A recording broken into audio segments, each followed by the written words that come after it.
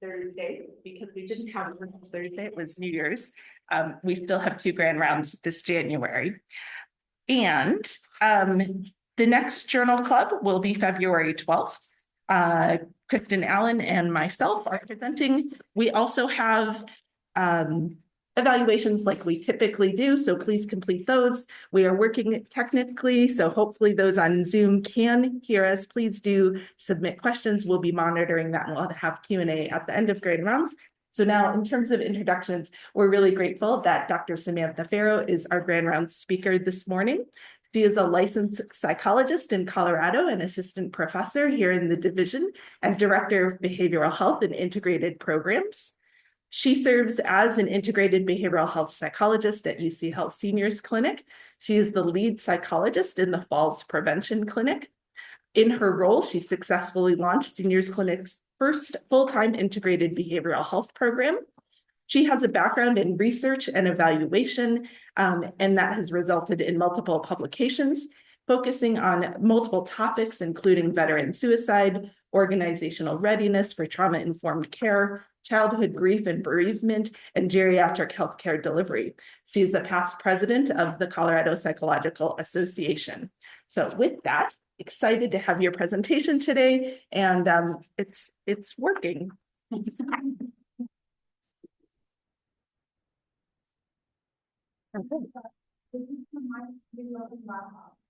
So just talk to you. Okay, thank you.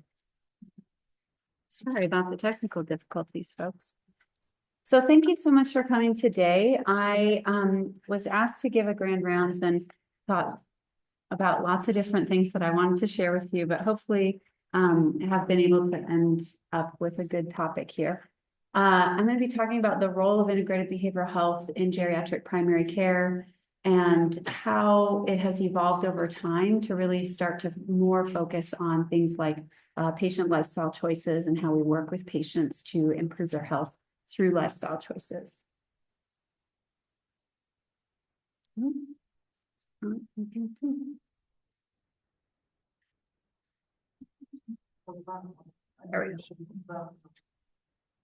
So to be able to talk about integrated behavioral health, I have to do a little bit of a brief history to talk about the U.S. healthcare system transformation efforts and how integrated behavioral health was a part of that. I am going to touch a little bit on the evolution of IBH, or integrated behavioral health, and then talk about how we came to this point in time now where we are focusing more on lifestyle choices and looking at how to help patients improve their health through the use of lifestyle choices and making changes with that. I hope to leave some option for questions and discussion at the end, because I know that you all are a brilliant crowd. And so I welcome any feedback and any discussion that you have. So for a brief history, if we look back at the US healthcare system, in the past, it was considered very simple, but fragmented, inefficient, ineffective, and it had poor health outcomes relative to other nations. In addition to that, the financial models that were used were traditionally separated between behavioral health and medical practices, and they were volume-driven and reliant on fee-for-service reimbursement. And so this kind of resulted in a very expensive system that wasn't giving us the kind of outcomes that some of our peer nations were having. It's also been recognized that there's been a long-standing underinvestment in primary care in the United States. And this is despite the fact that when primary care is robust, we do see that it improves health at a population level, that it improves health across the entire population more equitably, and that it does reduce costs. And currently, if we looked at spending today of total medical spending, US spending is about half as much on primary care compared to other Western nations. So currently, it's about 3.5% in the US. In Western Europe, it's about 7.6%. I will say that Colorado is one of 5 states that actually legislates higher primary care spending. So we're a little bit above the national average, but this is still, even today, with all the transformation efforts that I'm about to go through, it's still an issue. In addition to healthcare having some challenges in the past, One of the things that was urgently needed was that, or what was urgently, I would say, recognized was that this separation between medical practice and behavioral health practice was not really effective. And there was this very prominent call through lots of different research and lots of different reports at the policy level that this integration between mental health and substance use disorders or behavioral health into primary and specialty medical services was needed because the way that it was working was expensive and, like I said, not effective. And so there was a lot of policy and reform efforts that were put in place and a lot of funding that went into trying to transform our system, going from that kind of fragmented, siloed system. And really at the centerpiece of those reform efforts was this patient-centered medical home concept. And the concept of this was really this idea that primary care should be, or patient-centered medical home should be the first access into the healthcare system, that there should be a long-lasting trusting relationship between patients and providers so that there was a continuity of care. It also had these concepts of comprehensiveness, that the majority of a patient's needs would be met in the primary care or patient-centered medical home setting. And that there was a coordination and an integration of care among an interdisciplinary team.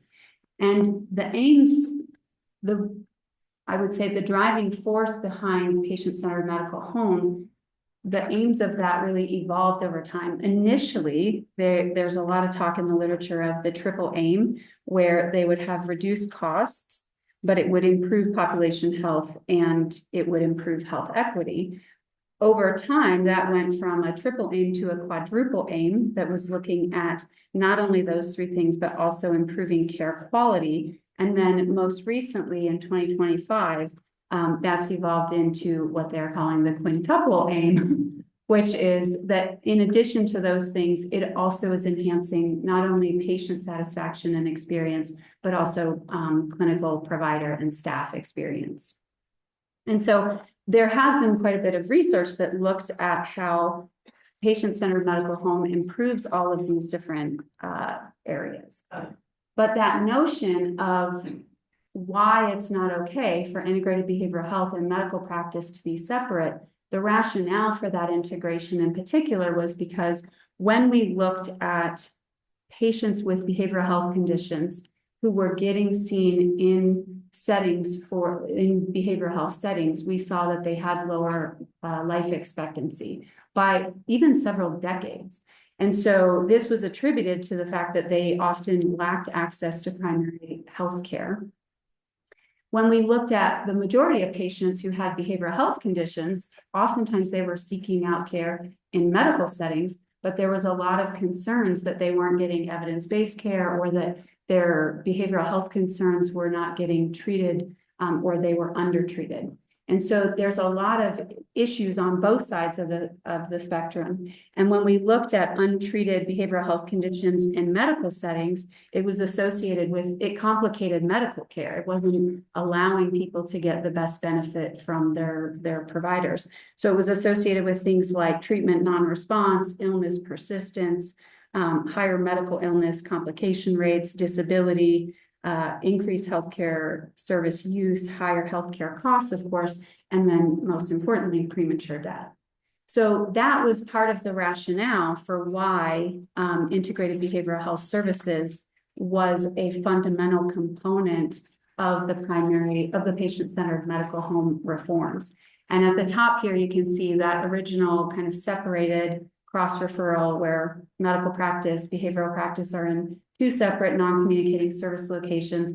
There were different iterations of how this how they were looking at trying to transform that.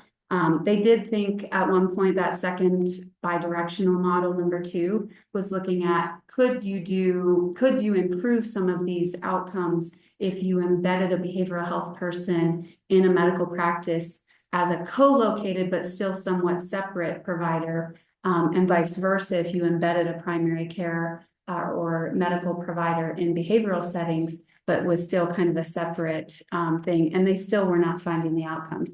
So there was this big push that we needed to have this fully integrated medical and behavioral practice that were part of the same team and all that. And so that's what we're going to talk a little bit about today. So behavioral health and patient-centered medical home. I want to go on a little bit of a soapbox for a moment. In 5 decades of research, the single biggest and most persistent barrier, even though we know that it has improved outcomes, is payment reform. And so when we look at payment reform, you know, in the late 1990s, the American Psychological Association, for the first time, was really pushing that there should be reimbursement reform that allowed psychologists to bill for serving patients to help them manage physical health problems. And I just want to point out that was only 24 years ago that that billing codes were created to allow psychologists or mental health providers to bill for that. And it was only last year that it allowed non-psychologist mental health providers to bill for that. Thankfully, that is working well now, but that was something that took quite a while. And even still today, even though experts agree that fee-for-service reimbursement models should be replaced by value-based payment models, the optimal payment model that would help to, you know, minimize some of these challenges with payment reform has not yet been determined. And so it still relies heavily on institutional commitment over direct financial return for integrated behavioral health services. And it's often IBH above and beyond even other advanced primary care services like integrated pharmacy and care management and case management. Integrated behavioral health tends to be dependent on cross-subsidization from broader healthcare system grant funding or value-based care incentives. And so this, I just want to point out that it's been, you know, 50 plus years. We still haven't figured this out. There are still lots of calls in the research that this needs to change. And this is something that even, you know, our clinic, as we've known for the past year, has been dealing with some of this.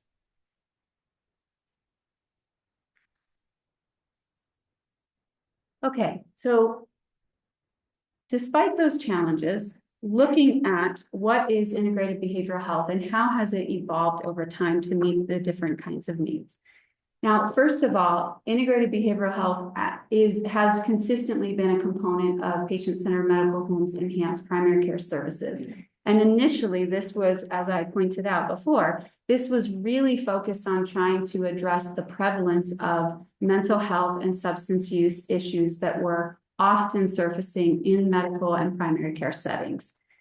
Over time, that has evolved to include lots of other things. So we've also started to address things like health behavior change and lifestyle management, which is what I'm going to talk about a little bit later. We also can address things like life stressors and crises across the life cycle. And so, you know, originally, whereas part of what the driving force for this was looking at particularly depression, anxiety, and alcohol use. Now it's expanded to look at other things. Again, stress-related physical symptoms, and looking at health utilization and when that's not optimal for a patient. Can we pull from some of the evidence-based strategies in the mental health literature, like motivational enhancement through motivational interviewing, to help patients kind of change how they're using healthcare? So some examples, you know, I recently had a patient that was having sleep disruption because of stress in the context of a new mild cognitive impairment diagnosis. Back in the day, that would never have been an integrated behavioral health referral, and that's a patient that I saw yesterday. And so when we're looking at this, some of the key components that were proposed for effective integrated behavioral health is that it should be population measurement and team-based. It should be treatment to target, where we're really trying to get to a desired outcome. It's based on, is this patient able to function better? And we're adjusting treatment if we're not seeing that functional outcome. And then also it should include care management and psychiatric supervision or consultation.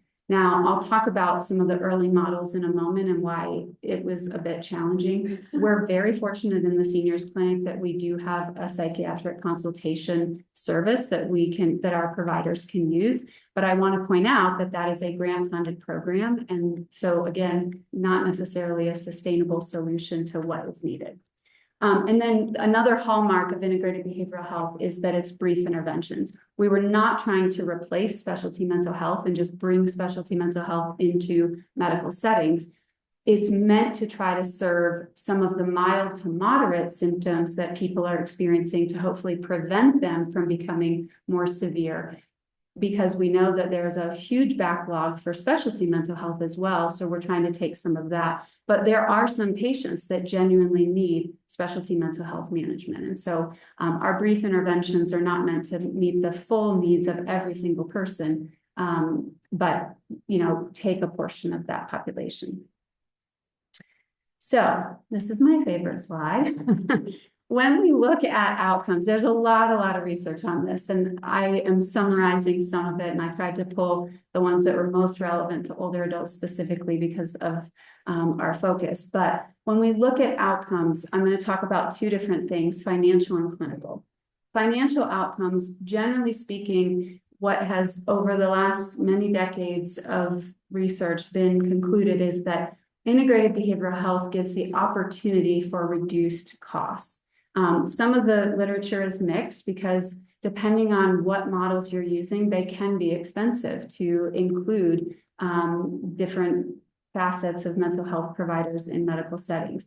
And so it's recognized that maybe the primary financial impact of IBH is through indirect return on investments and efficiency gains, and how it allows more expensive providers to be utilized less. But there are some studies that show direct reduced costs, including in older adult populations. And we do see in some studies that it reduces ED visits, and it certainly reduces PCP visits.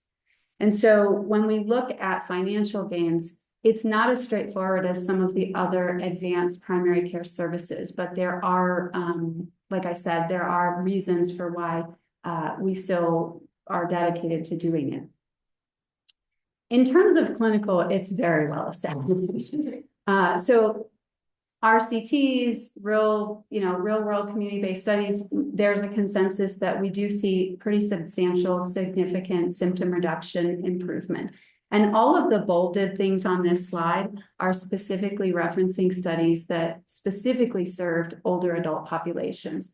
So when we look at symptom and functional improvement, some of the ones that were first initially really targeted was, we know that older adults have one of the highest suicide risks of any demographic group. And we also know that they have very high rates of late life depression. And so they were able to show that there was symptom and reduction and functional improvement with those. That was also looked at with comorbid issues like depression and diabetes. We know is very common. They saw that was very helpful. Treatment-resistant depression was also found to be helpful. So it really had this broad array when we looked from suicide to depression to insomnia, pain, alcohol use, anxiety, adjustment, and that was across lots of different populations. So it started out that integrated behavioral health services, a lot of the models were targeting some of our older adult populations for these issues that were prevalent, but it was shown to improve lots of things. It also, of course, because we're in the medical setting where the vast majority of people get their care, it improves access. It improved patient engagement. We saw that there was a reduced sense of stigma, whereas maybe some folks are really uncomfortable to go to a mental health center. When they come to the seniors clinic, it looks like they're seeing a provider. They don't know which provider they're seeing. So there is a reduction in that, and that was pretty prevalent. And then something that's very important to me, because I happen to care about all of you, is that it also reduces burnout and clinician burden. So when they originally were implementing some of these, the providers, I would say generally speaking, were pretty positive in how they were receiving this. There's always exceptions, and I got lots of training about how to make sure my providers would accept integrated behavioral health. That wasn't an issue in seniors clinic. But for some clinics, that was an issue. But overall, providers, PCPs were saying that we see that this improves care coordination. We see that this improves communication, and it does improve efficiency. So there was some appreciation of that. Okay, so there's tons of different ways that people have tried to do integrated behavioral health. I'm going to talk about the two most prominent models that have a lot of either, well, both of them have a lot of evidence base, but I do want to point out that across the United States, different clinics do this in different ways, and there's tons and tons of variation. The first model that really started out was the collaborative care model. And this was really considered working with primary care. It's a registry-based, it's less integrated, more consultative type of model of care. And it's considered to be, there was a Cochrane review in 2012 that basically summarized 79 randomized controlled trials that showed it had positive outcomes. So it was on the lower end of the integration spectrum. It's considered a more vertical approach because it really focuses on a single high incident condition. Almost always it was depression because that was so disruptive to the medical care process.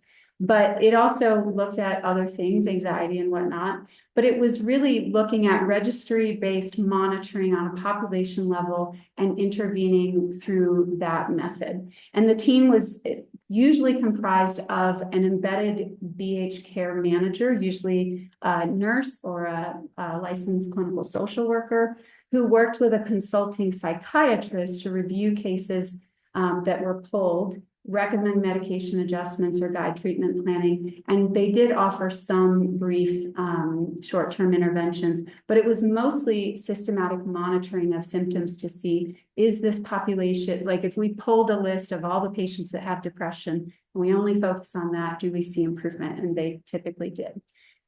So this was a great model. It was very effective. There's lots of research to show that, but there were some barriers to the real world implementation of that, both operationally speaking, but also financially. A major issue that is still, and I know I'm preaching to the choir here, but a major issue that's still a problem is we don't have enough psychiatrists. So this model, even though maybe it's great, it's not feasible for a lot of primary care clinics and patient-centered medical home clinics to actually implement. So that's why this primary care behavioral health model it kind of evolved from that. This is considered more of a not working with primary care, but working within primary care. So it's considered on the far end of integration when we look at that spectrum. And it is population focused, and something that I think is really key is it's transdiagnostic. So it's not just saying, I'm only going to work with the subset of patients in our clinic that have depression. I'm going to work with a wide range of things. I'm going to screen for lots of different things, and I'm going to provide functional intervention and crisis support across the board for lots of different things that might be surfacing in a primary care environment. It embeds behavioral health consultants within the primary care team, and it should feel, from the patient perspective, it should feel like services are pretty much seamlessly linked. This is the model that we use in seniors clinic, and it's really focused on a team-based approach to these biopsychosocial issues that present very frequently in primary care. And the overarching goal of this is really that it's meant to improve, like all those outcomes that we already know that primary care helps with. It's meant to enhance that. It's meant to extend that to some degree. Really key here is that what behavioral health is doing should be a part of the primary care workflow. It's not supposed to be a separate entity. It also is meant to improve access through the use of things like warm handoffs in real time. So if a primary care patient is coming in, they're presenting with some issue, that the providers, as we do in seniors clinic, can pull in behavioral health in real time. Because we know that when that cross-referral model was the main one, most of the patients never showed up. If they were referred to specialty mental health, they weren't showing up there. And when people with behavioral conditions getting care in behavioral settings were referred to primary care, they weren't getting care, they weren't showing up for that. So the warm handoffs is really key because it's meant to lead to that better coordination of care and that better engagement by the patients. This is considered that it's more easily adapted. When they did studies about this, primary care physicians and providers tended to prefer this model because over the collaborative care model, because it felt like they had somebody on their team, they could rely on them. So they had this trusting relationship and it was used in a different way. What I will say is it also was better, it was more widely implemented across US healthcare systems. So this is also the model that's used in the VA. This is used in the DoD. This is used in Indian Health Services, university health centers, lots of different places use this. So when we look at this model of primary care behavioral health, it's meant to provide these two services within the same system.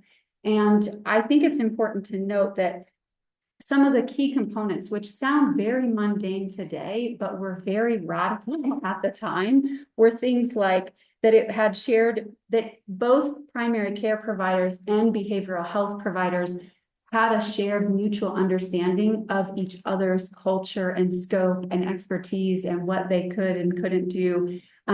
That was not the case back in the day, but that is a really important aspect of what this means now. So it was meant to be in the same physical location. So beyond just co-located, that again, there's that even more integrated approach. And then also that it really, really key, and this only was, there was lots of talk in the literature about the need for technology to do this, but a shared electronic health record, a shared billing system, which was really key. And then secure messaging systems that allow us to better coordinate and treatment plan together. And then this idea of frequent active communication is a part of the model. There is a reason why Emily, Courtney, and I make rounds in the clinic and are always checking in and talking with you and letting you know when we're there, is because that's part of how this model is supposed to work. And so in recent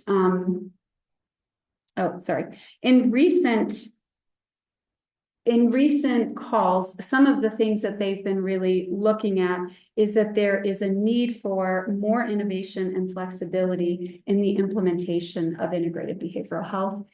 Because as I said, some of these things seem really, I would say, not very controversial. It's kind of how we do, although I will say not all clinics do that.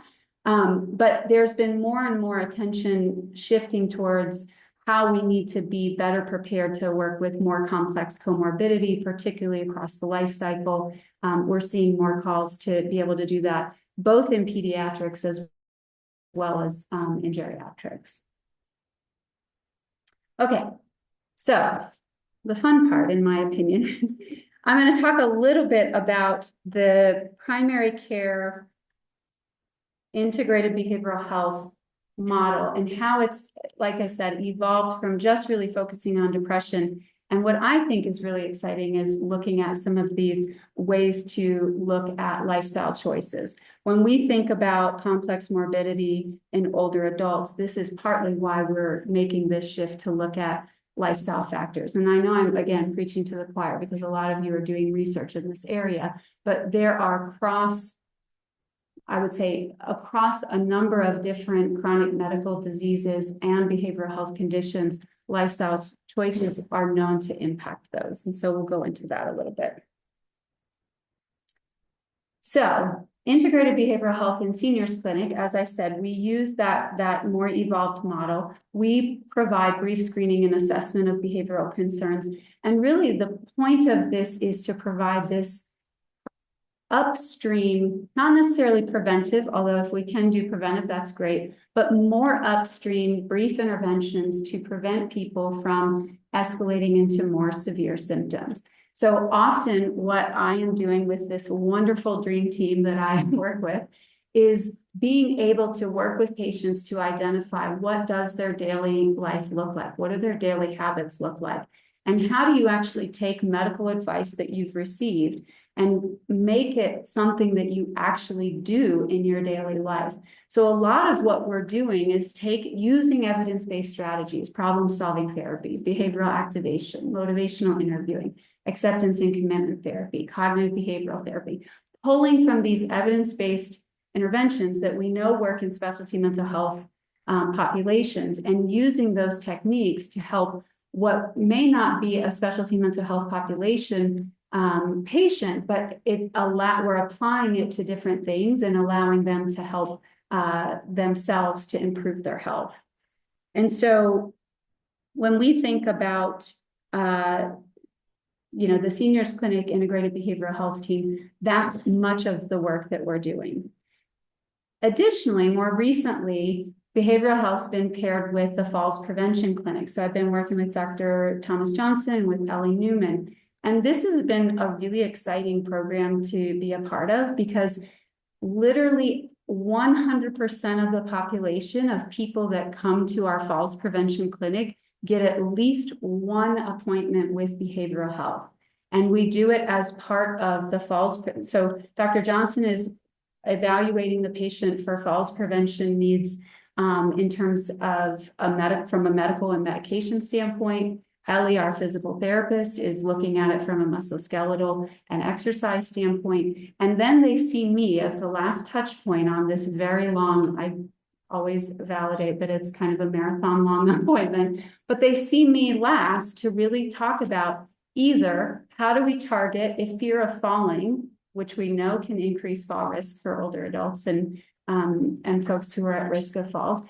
How do we target that? How do patients learn how to deal with that so that that's not getting in the way of their ability to actually implement the advice that they've been given? Or if that's not an issue, then I'm going directly into action planning and using the time I have with the patient after they've received all this information to say, okay, where do we start? And we're seeing that we still have to evaluate, and there's lots of data being collected, but we're seeing anecdotally patients who are recovering faster. So this has been a really exciting model, because it's truly the full population gets at least one touch point with behavioral health to look at implementation or addressing fear of falling. So why are we doing all of this? This is one of my most, I love this article. It came out in 2025 from Smith and colleagues, and it was a compilation of 59 meta-analyses that looked at 18 overlapping modifiable risk factors. And what they did is they compiled all of these meta-analyses to quantify the relative impact of 17 of the modifiable risk factors for looking at how lifestyle factors impact neurological diseases, and some of the most common ones specifically. So they were looking at stroke, dementia, and late life depression. And what they found was that 60% of strokes, 40% of dementia, and 35% of late life depression could be attributable to these modifiable risk factors. Well, when we look at these risk factors, I've highlighted in red here, these are the things that we and integrated behavioral health are routinely talking to patients about. What is your alcohol use?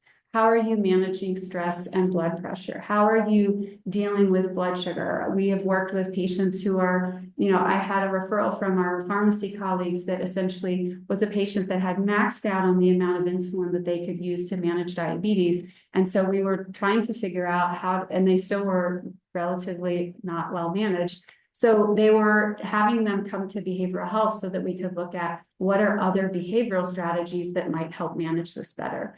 Cognitive activity. Every single time I meet with a new patient, I'm asking about what kind of intellectual activity, meaningful activities, physical activities are you doing? And so all of these, I would say some of the most common ones that I see are obviously sleep. We know that that's a big issue for lots of patients, but I'm also always looking at social engagement. Is this patient lonely or isolated? And the reason being is because of this. We know that it relates. It relates to brain health, and brain health is mental health, and brain health is also physical health. And so we know that these are kind of cross-cutting areas that we're trying to impact.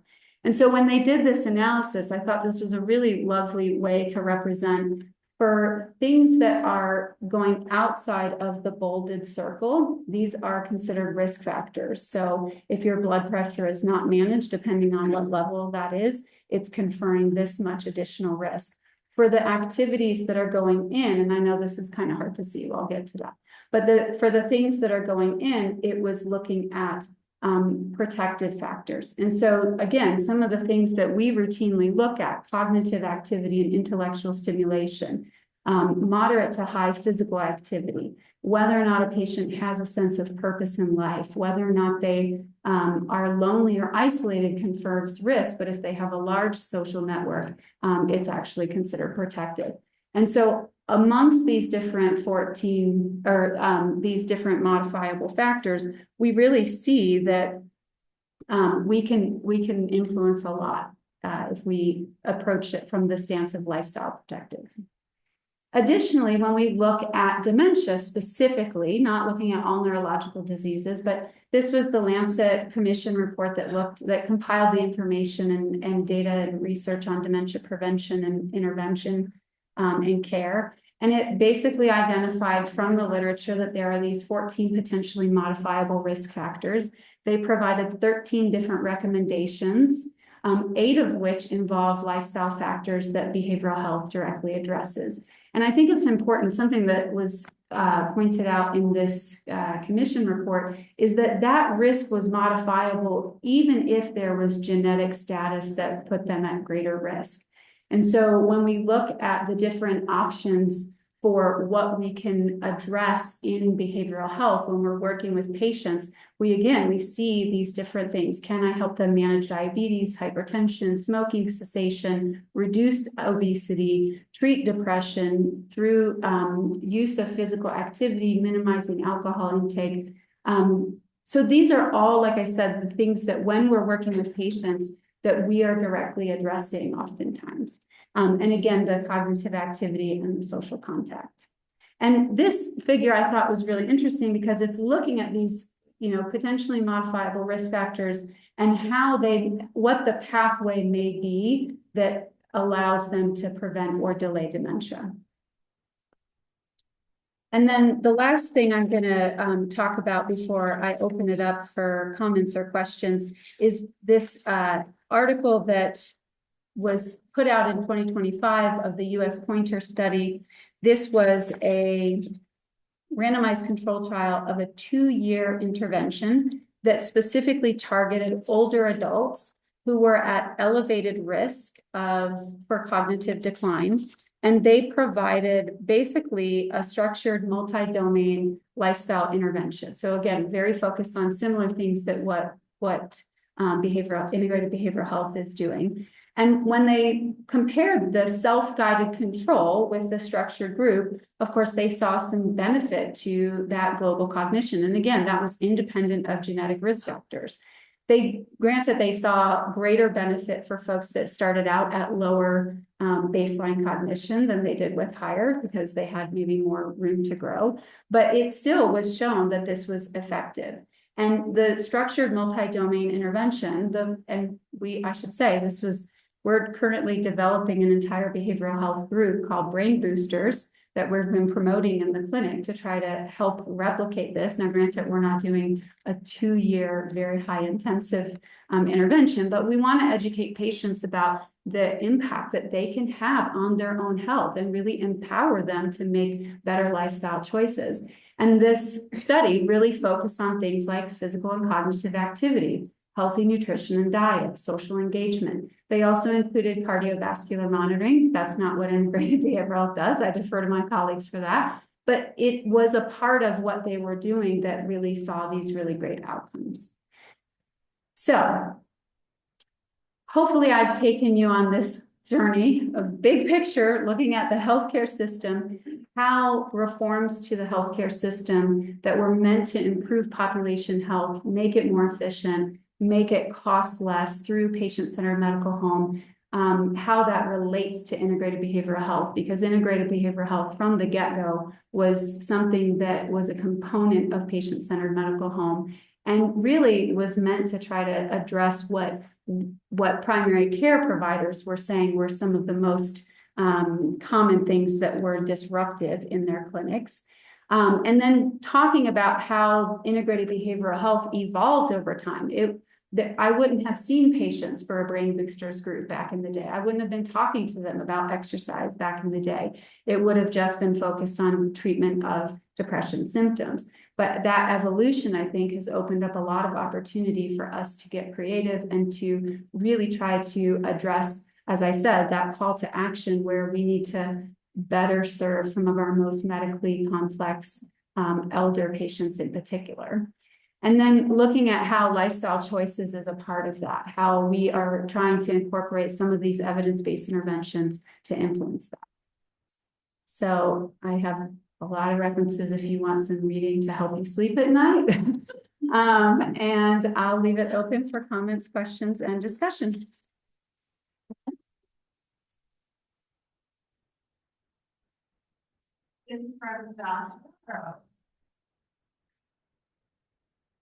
Thanks for the presentation, Samantha.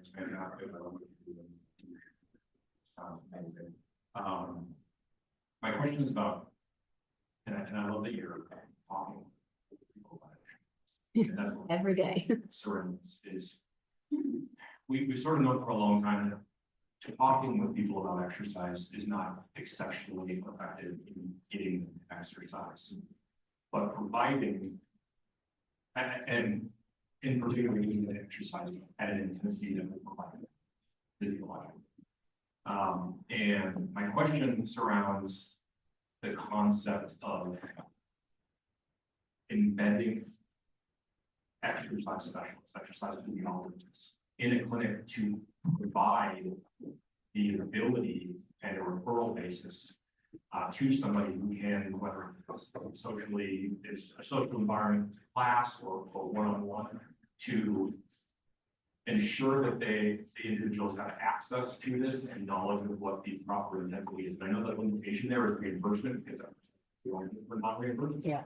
And so I wanted to get your thoughts on that sort of concept. So I think you and I would make a dream team. I mean, I think the more that we can, you're totally right that knowledge does not translate to behavior change. So we know that. Many patients know that exercise will help them. I was literally working with a patient yesterday who was seeing me for mood disruption and possibly trauma after her spouse died in front of her. And I was like, I always start with the patient because especially older adults, they are so resilient. They have lots of insight. They have many decades of navigating challenges and difficulties. And I was like, what do you think would help your depression right now? If you know, regardless of what I think, what do you think would actually be helpful? She's like, if I get outside on my walk, I know I feel better, but I'm just not doing it. So it's not that the knowledge gap is the issue. It's the accessibility. It's the motivation around it. It's the, I think there's a really, what you're describing of this embedded, maybe, you know, exercise space, even in a clinic with where patients could go and preferably in a group setting, because we know there's lots of benefits for that for older adults as well, to be able to exercise. When I see patients who have done cardiac rehab, where they are doing group-based exercise, specifically targeting medical condition, they freaking love that. And they go because they make friends with everybody. We see not only physical health benefits, but there's lots of mental health benefits from that. I would love to have something like a cardiac rehab type situation embedded in our geriatric primary care clinics. The number one challenge, which is similar, I think, for integrated behavioral health, of course, is the payment and reimbursement model. So it's a dream if we ever come into like a large sum of money. Wouldn't that be amazing to create that? But I think we still, the single biggest barrier, even to integrated behavioral health, even to what we know is highly evidence-based and results in all these good outcomes, is payment reform. And so, and I should say that there are some, in 2026, there's a proposal for 3 new reimbursement codes that are meant to help help to address some of that by they're specifically targeted for medically complex patients with behavioral health conditions.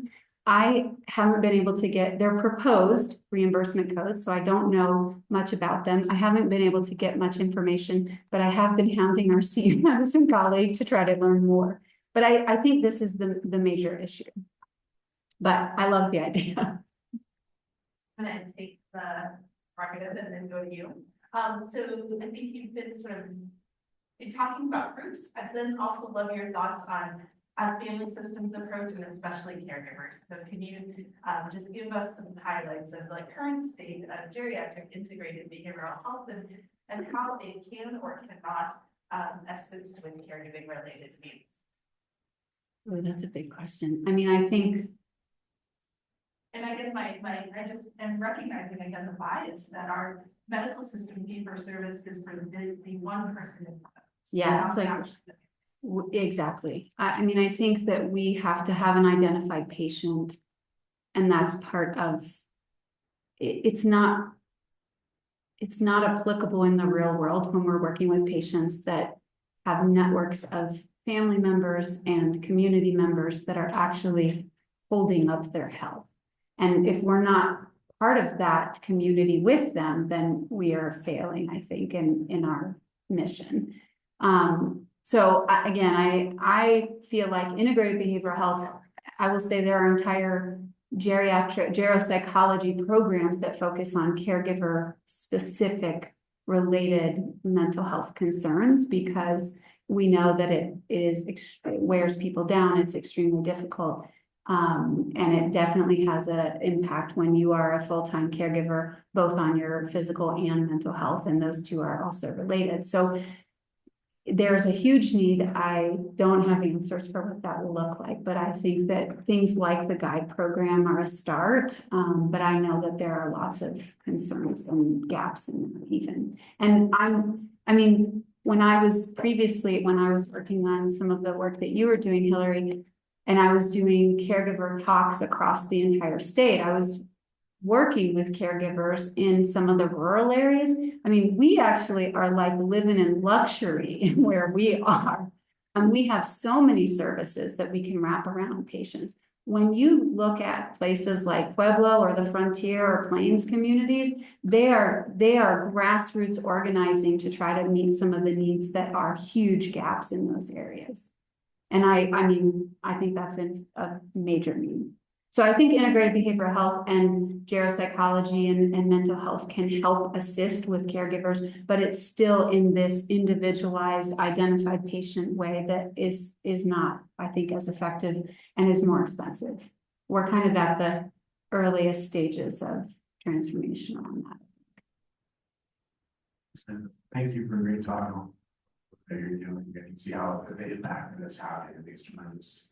I'm curious, so appreciating that finance is underpinning a lot of the decision making. I guess remove that, just curious to get your opinion when it comes to behavioral health change. What do you see from your professional perspective as the frontline therapy that would start this cascade? Because I can appreciate that doing socialized exercise could subsequently reduce blood pressure because there's less stress. So seeing how it all feeds on each other, I'm just curious to get your perspective on what you could start with. I mean, I think the more that I learn both from you all and the more that I have experience with patients, that social connection and the physical exercise, and I think more and more evidence is showing that intellectual stimulation is needed. We have the ability to learn through the lifespan, but oftentimes post-retirement, that's not a part of people's concept of what that looks like. And so I mean, I do a lecture for a class called Change Makers. And one of the myths that I try to dispel is that once you retire, you're done learning, because we know that that's incredibly important. And you saw all the, research, all the impact that that can have.